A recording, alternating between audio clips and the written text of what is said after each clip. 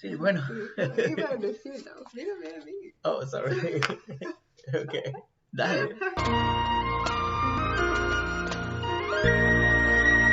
Bienvenido amigos de YouTube a nuestro nuevo canal acerca de los discursos de los profetas. Bueno, yo soy Jorge. Yo soy Brooke. Vamos a compartir el discurso del presidente Nelson de la última conferencia y lo que vamos a hacer va a ser muy entretenido porque vamos a ir compartiendo discursos de las conferencias en este canal. Entonces ustedes van a tener la oportunidad de poder comentar, de poder decir sus sentimientos, qué piensan. No somos ningunos expertos del Evangelio, pero sí nos gusta aprender y sobre todo queremos como seguir al profeta y aprender de lo que él nos dice. El discurso que hemos elegido para es del presidente Nelson, que se llama Cristo ha resucitado. La fe en él moverá montes. Entonces, vamos a comenzar.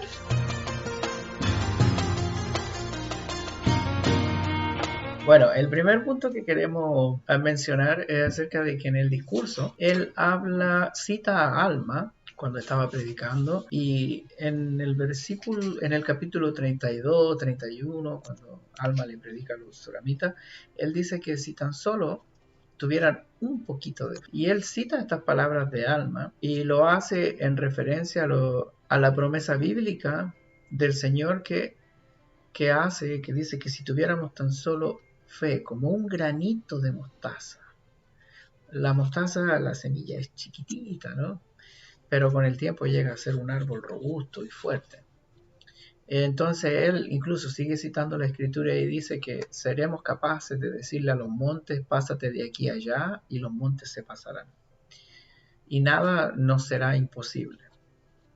Lo que también habla en ese discurso, estamos haciéndonos la pregunta, pero ¿qué sería un poco de fe, cierto? Sí, bueno. Iba a decirlo, mírame a mí. Oh, sorry. Ok, dale. Es que más adelante él contesta esa pregunta, ¿qué es un poco de fe? Y él dice, es un deseo a creer, ¿cierto? Como muchas veces incluye como uno recibe un testimonio del libro de Mormón, comienza con ese deseo de saber si es verdadero. Y ahí eso sería el poco de fe que él requiere de nosotros.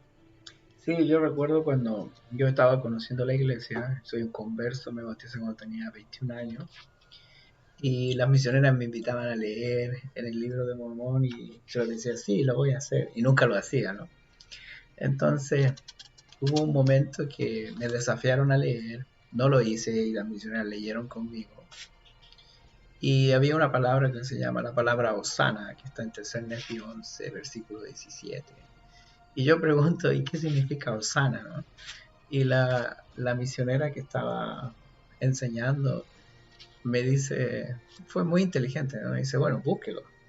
Usted habla español, yo soy gringa y no hablo, este es mi segundo idioma. Entonces me sentí tan avergonzado de no saber lo que significaba Osana, que tuve el deseo de querer saber, ¿no? Ese poquito. Y bueno, después de eso, aprendí lo que era Osana y seguí buscando, seguí leyendo Tercer Nefi 12, Tercer Nefi 13, y ese fue el poquito de fe que necesitaba, ¿no? Después terminé bautizado, me fui a la misión. Más adelante en el discurso también él habla sobre habla sobre nos invita a aumentar la fe. Él nos da 5 puntos y vamos a hablar sobre esos 5 puntos y lo que cuando estamos estudiando esos puntos que vinieron a nuestra mente, ¿cierto? Me gusta que él dice, el presidente Nelson, que no requiere que nosotros tengamos una fe perfecta para poder tener ese poquito de fe, ese pequeño deseo, pero sí que requiere trabajo, ¿no? y sin trabajo no podemos aumentar nuestra fe. Como en mi caso yo necesitaba leer, si no leía no podría haber aumentado mi fe. Pienso a veces que él, en la invitación que hace a aumentar la fe, ¿cómo lo haríamos, no? Y pienso en pagar el diezmo, cumplir con la palabra de sabiduría, la ley de castidad, ah, aunque no entendamos, como hacer ese poquito de trabajo nos va a aumentar la fe y después se nos va a hacer muy fácil, ¿no? Los 5 puntos que habla él en el discurso, el primero es estudia. Claro. Esa parte es para mí cuando estaba leyendo ese primer punto de estudiar, vino a mi mente el ejemplo famoso de Nefi, porque él de verdad siempre tenía en mente las escrituras. Uno podía ver cómo los ejemplos de Moisés y de los otros profetas ayudaron a la fe de Nefi para seguir adelante, aún cuando había muchos obstáculos y sus hermanos pegándolo y todo. Pero en esa parte aquí, donde habla sobre estudiar, está aquí. Voy a pedir si Jorge puede leerlo. Ajá. Porque estamos buscando por 3 verbos que el profeta Nelson usó para definir qué quiere decir estudiar. A ver.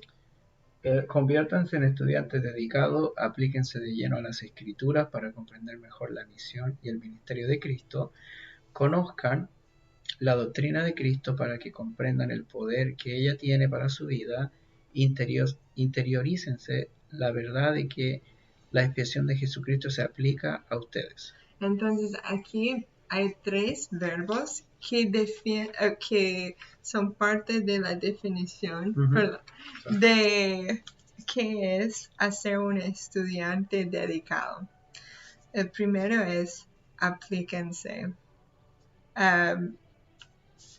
Y como para mí eso es algo tan importante de entender.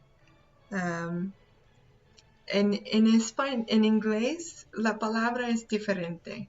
No es tan solo aplicarse, sino emergir en las escrituras, que es como no ir tan solo por la superficie, sino por las partes profundas de las escrituras. En español me encanta cuando usa la palabra escudriñar. En inglés no tenemos esa palabra, es solo estudiar, pero escudriñar, ¿cierto? Tiene un como hay cierto ánimo más ahí con esa palabra de ver más allá de lo que está en las escrituras. Luego dice, conoce la doctrina de Cristo. Y para mí conocer es también de saber, es conocer porque uno ha aplicado lo que está escrito. Y luego dice interioriza. Gracias, la verdad de que la expiación de Jesucristo se aplica a ustedes. Y esas cosas siempre vemos con Nefi, que él pasó por ese proceso, especialmente en 1 Nefi capítulo 2, cuando él obtiene su testimonio, de que él pasó por el proceso de conocer la palabra, aplicarlo a uno mismo, conocer la doctrina y de interiorizar su relación con Cristo, y por eso su fe era enorme en comparación a sus hermanos que eran aprendizadores perezosos, ¿cierto? Sí. Ya, me encantó, sí. El segundo punto es elijan creer en Jesucristo. Y aquí él menciona, me gusta lo que menciona porque él dice que si tiene dudas sobre Dios y el Padre y su Hijo amado, o de la validez de la restauración o la veracidad del llamamiento divino de José Smith como profeta, elijan creer. Y hoy día, bueno, en nuestra noche de hogar con nuestros hijos, hablamos sobre lo importante que es estar bajo las tormentas con Dios, ¿no? Como elegir creer que Dios va a estar ahí, que nos va a ayudar. Y pues, hicimos un ejemplo y decimos, bueno, ¿qué pasa si estoy solo en una tormenta? ¿No? Posiblemente no tenga refugio, no tenga con qué cubrirme, pero si estoy con Dios, voy a tener un refugio. Estamos hablando obviamente espiritualmente, ¿no? Voy a tener un refugio espiritual, alguien a quien pueda orar, a quien pueda acudir en ese momento difícil, ¿no? Pero si estoy solo, en muchos casos la desesperación, a la tristeza, la amargura en los tiempos de tormenta, cuando nuestra vida se forja difícil, nos cuesta sobrellevarla, ¿no? Y termina diciendo permanezcan fieles, ¿no? Elijan creer y permanezcan fieles. Entonces, elegir creer, si lo llevamos como estudiar las escrituras y elegir creer, este es el mismo proceso que Nefi, como dijo Brooke, pero también de un nuevo converso, así como Nefi fue un nuevo converso, hoy en día, ¿no? Ok, estudien las escrituras y después elijan creer para ser bautizados, ¿no? El tercero es actuar con fe. Ya, esa parte para mí me hace recordar una parte que pasamos que es sobre los milagros.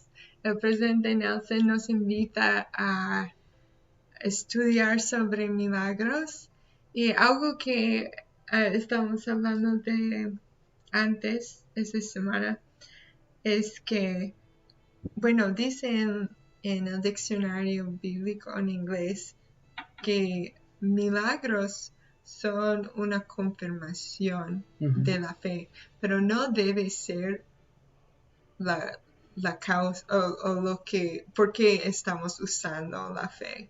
No produce. O por qué tenemos fe. Claro, milagros no produce fe. Y cuando dice aquí, actúan con fe, tenemos que entender que la fe verdadera está basada en verdades verdaderas y no en milagros. Eso fue lo que pasó con los judíos. Muchos de ellos convirtieron a Jesús por causa de los milagros, en vez de ser al revés, que los milagros eran una confirmación de su fe. Y por causa de eso, muchos dejaron a Jesús cuando requerían que tenían que tener fe en Él y no en milagros. No sé si me entiendo lo que digo, pero... Sí, yo creo que sí. Bueno, esto también, si lo llevamos al tiempo de Nefi, actuar con fe, él recibió un testimonio a base de la oración, ¿no? A base de pedirle a Dios. Lamán y Lemuel vieron la misma cantidad de milagros que Nefi vio. Ángeles, ¿qué otro milagro? Cuando Nefi fue soltado de las ligaduras. El shock de Nefi. El shock de Nefi en el barco. Okay. El Leona. La Leona. Okay. Habían muchos milagros que todos ellos vieron juntos. Pero ¿quién siguió actuando con fe? Nefi, ¿no? Porque él recibió un testimonio personal y los milagros no producieron más fe en él, claro, confirmaron lo que él creía, ¿no? Hay un Dios, existe, él está vivo, pero eso no produjo fe en él, sino lo que produjo fe en él fue leer las escrituras, orar a Dios, buscar a Dios. Así que ahí está la diferencia. Hablábamos también en la semana, recuerda, que si del libro de Mormón. Del libro de Mormón, ¿no? Eso es bueno. Que si alguien viene y te muestra las planchas, supongamos, no eres miembro de la iglesia, alguien viene y te dice, mira las planchas, míralas todas, tócalas.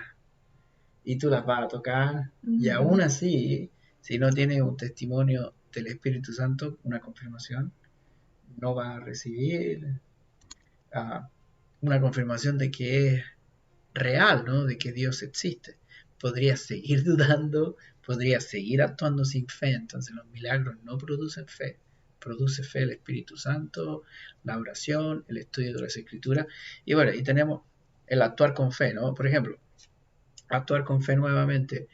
Me gusta el ejemplo del diezmo, ¿no? Porque esto es como un círculo de luz, Mm. ¿cierto? Estamos parados en un círculo de luz. Cuando pagamos el diezmo, viene más luz, ¿no? Entonces puede que se añada otro círculo de luz. Entonces tú das el paso en la oscuridad y viene el otro círculo de luz cuando pagas el diezmo. Entonces se te va dando, añadiendo, ¿no? Más fe, vas creciendo en tu fe. Y así sucesivamente. Vuelves a hacerlo y vuelve a haber más luz, más luz, más luz, más luz. ¿Sabe? Ese ejemplo me hizo recordar cuando estaba como misionera en Perú. Okay. Estábamos enseñando sobre diezmo y estamos diciendo, oh, y si paga su diezmo va a recibir esa bendición y todo eso. Y el hermano que estábamos enseñando nos paró y dijo, mira, si yo voy a pagar mi diezmo, es porque voy a cumplir con un mandamiento. No es para qué es lo que Dios me va a dar. Y yo creo que es un buen ejemplo de actuar con pura fe y no mezclarlo con otros motivos, sino para hacerlo por Dios. Ajá, me encantó. Sí, me encantó. Bueno, espero que les sirvan todos esos ejemplos de actuar con fe, llevándolo a leer las escrituras, a estudiar, a elegir, creer en Jesucristo, a actuar con fe. El cuarto, ah, o sea, el cuarto punto que él habló fue de participar de las ordenanzas sagradas. Él le pone ahí de manera digna, ¿ok? Porque las ordenanzas activan el poder de Dios en su vida. Y aquí pensamos muchísimo junto a Ruth, ¿cuál es el poder de Dios, no? ¿De qué está hablando? Entonces, obviamente estamos hablando del sacerdocio, ¿no? Del poder de Dios. Activa el poder del sacerdocio en su vida. ¿Qué otro poder Dios nos ha dado? El de procrear, que es parte del sacerdocio y todo se rige bajo el sacerdocio, ¿no? Entonces, cuando hablamos de las ordenanzas que activan el poder del sacerdocio en nuestras vidas, el bautizarnos, el tomar la Santa Cena, el ir al templo, el sellarnos como familia por la eternidad, el enseñar a tus hijos en el hogar, el cumplir los llamamientos. Así que participar de la ordenanza va a activar ese sacerdocio tanto para ellas como para ellos, para nosotros, ¿no?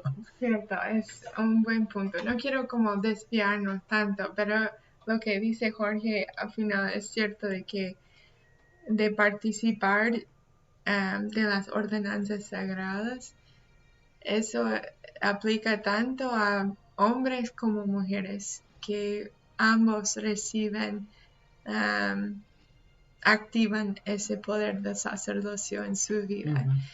Muchos piensan que solo el sacerdocio es solo algo que los hombres tienen, pero no entienden entonces lo que sucede en el templo.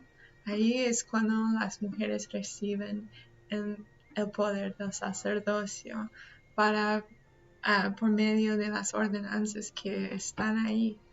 Y es importante reconocer eso, que ambos tienen. Quizás las mujeres lo que no tenemos, no recibimos oficios o llaves, pero sí tenemos el mismo poder del sacerdocio para bendecir a nuestras familias y para recibir el conocimiento de los cielos.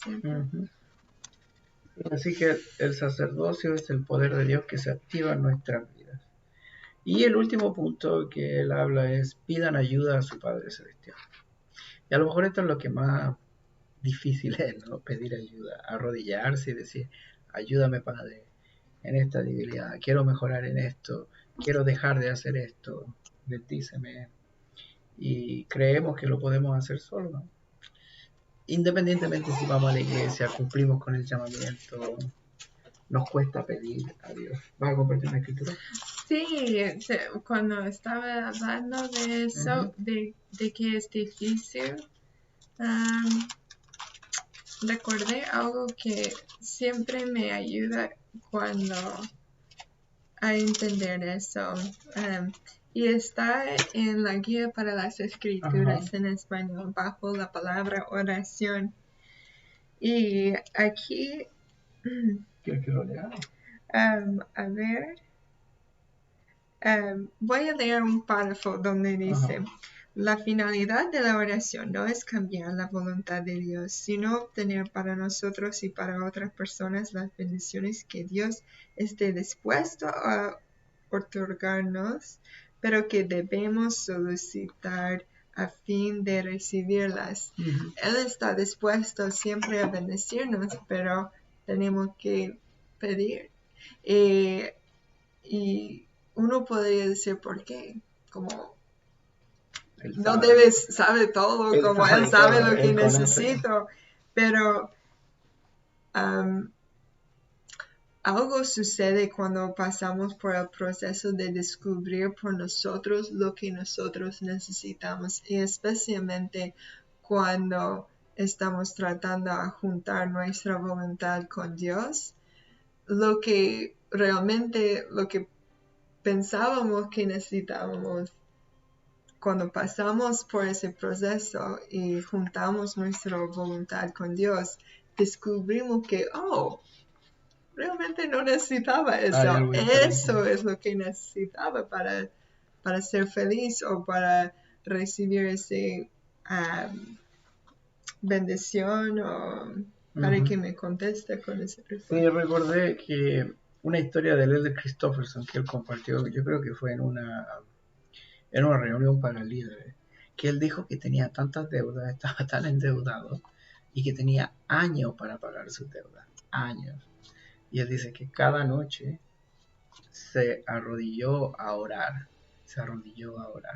Ya, él planteó, él dijo que había invertido su dinero en un negocio y que estaban como dándole dinero cada año al negocio y no habían ganancia y la deuda subía y subía y subía. Y años de la misma forma, pero años que él se arrodilló, le pidió a Dios. Las deudas no salieron de inmediato, obviamente, no vean eso, pero sí, después de los años, él vio cómo su relación con Dios mejoró y fue la voluntad de él una con la de Dios, ¿no? Así que a veces ese es el propósito de pedir, de que nuestra voluntad se alinee con la voluntad de Dios. El presidente Nelson dice que la fe requiere trabajo, el recibir requiere trabajo. Así que pidan y luego vuelvan a pedir. Me gusta como pidan y vuelvan a pedir y vuelvan a pedir. Entonces cada cosa requiere trabajo.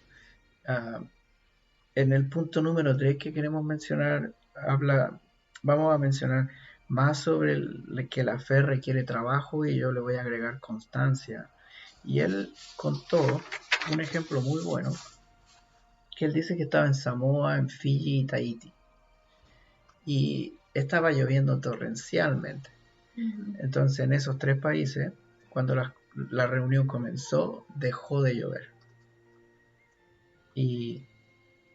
Pero dice que en Tonga, cuando la reunión comenzó, no dejó de llover. Entonces dice que habían 13.000 santos fieles antes de que empezara la reunión. Ellos llegaron temprano para conseguir asiento. Dice que esperaron durante la lluvia constante que hablara el profeta. Cuando el profeta habló en Tonga, la lluvia no cesó. Ellos dicen que permanecieron sentados en una reunión de 2 horas, sumamente mojados, ¿no? Entonces, él de acá dice la cita: precisamos una fe vibrante en acción en cada uno, presenciamos una fe vibrante en cada acción de cada uno de los isleños.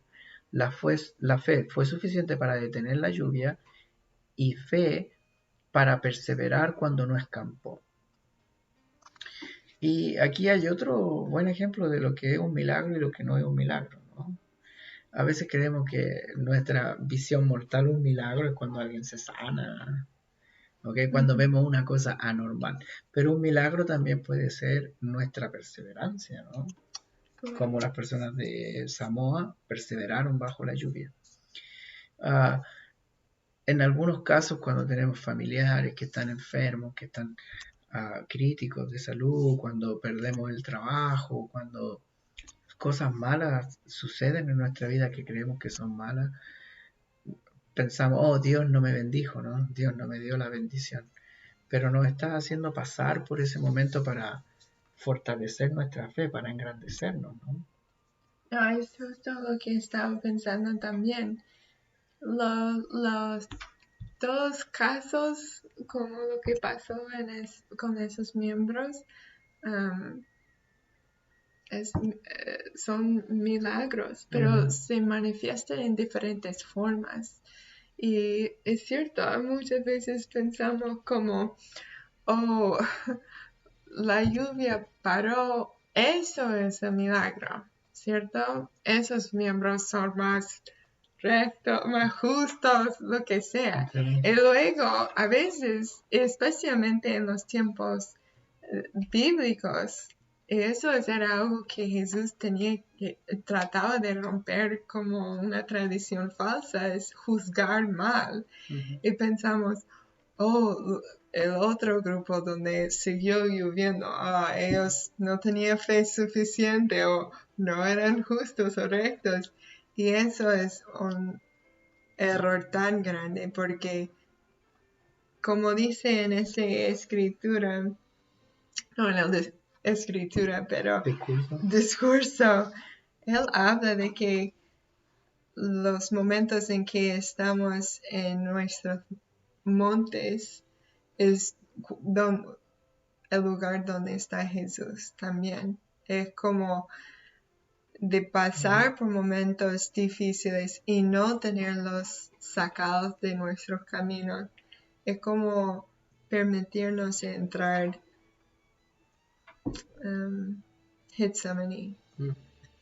Es ese momento en que realmente recibimos el privilegio de conocer al Señor en una manera más íntima, ¿cierto?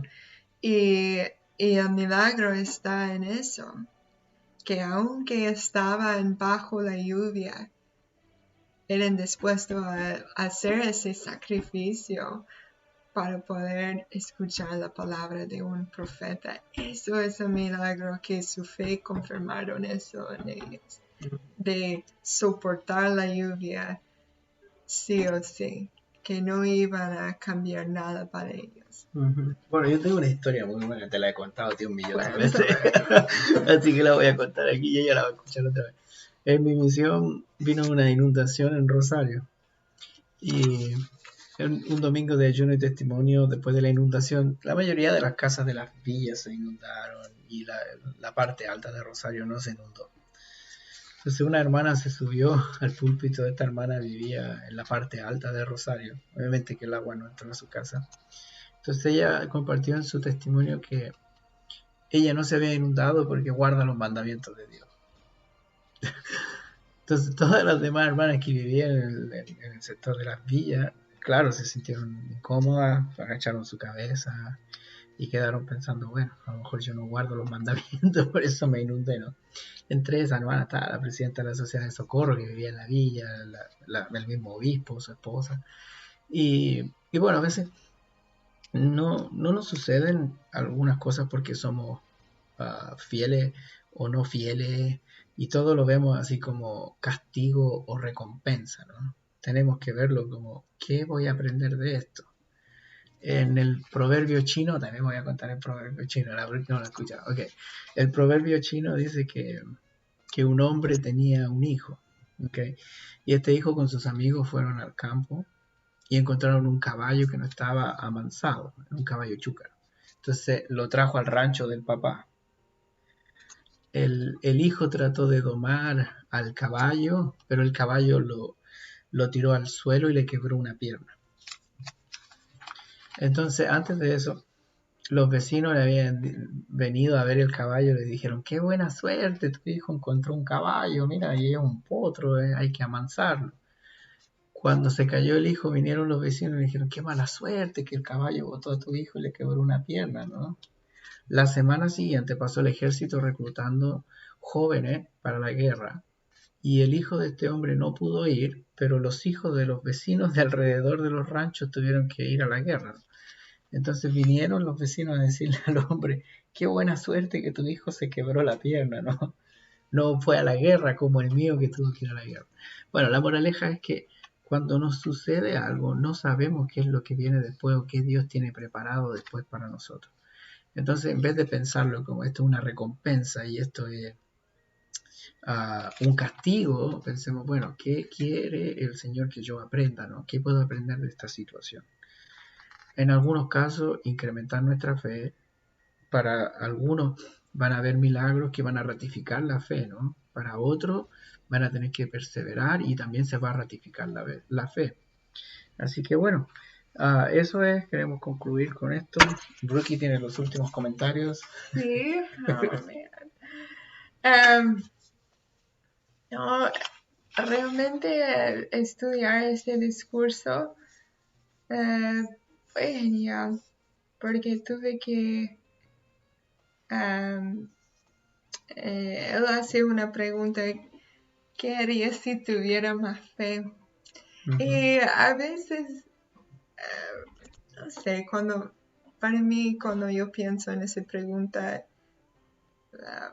pienso, haría, no sé, como cantaría en la reunión sacramental o haría algo así, algo que me da ansiedad, pero que con confianza. Lo puedo hacer. Sí, pero durante la semana me estaba enojada con alguien y el Espíritu me dijo, tiene fe para perdonar, tiene fe para elegir Jesucristo en ese momento y no el orgullo, no y elegir la paz del Señor. También me dijo, tiene fe para confiar que Jesús tiene un plan para su familia, para seguir adelante y todo. Y eso era algo que estaba esperando en cuanto a cómo yo podía usar mi fe de poder perdonar, incluso perdonar a mí misma. Entonces,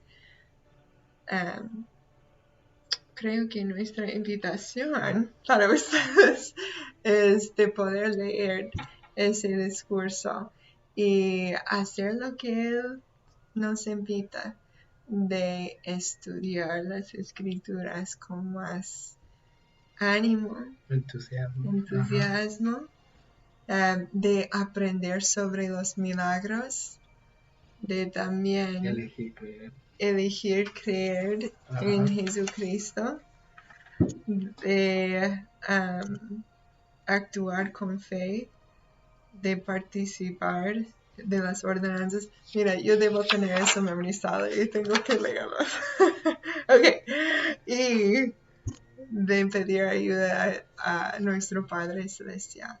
Eso es lo que está pidiendo nuestro profeta. Y de entender que más fe no quiere decir que los montes van a ser sacados de tu camino.